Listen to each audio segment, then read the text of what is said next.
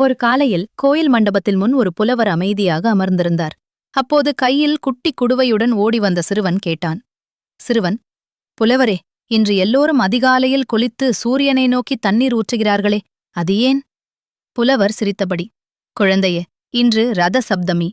ரதம் என்றால் தேர், சப்தமி என்றால் 7ஆம் நாள். இன்று சூரிய பகவான் தன் தேர் பயணத்தை முன்னேற்றி உலகிற்கு ஒளியும் சக்தியும் தரும் நாள். சிறுவன், அப்போ அந்த தண்ணீர் ஊற்றுவது என்ன? புலவர், அதுதான் அர்க்கியம்.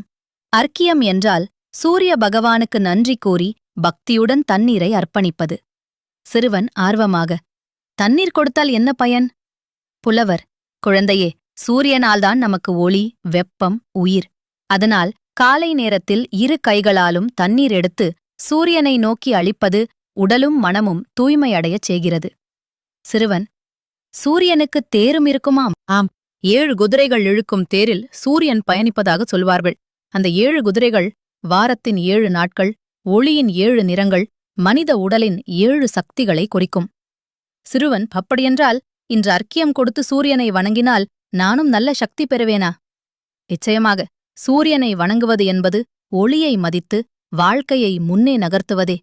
சூரியனுக்கு அர்க்கியம் கொடுத்தால் மனித வாழ்வில் இருள் குறைந்து ஒளி அதிகரிக்கும்.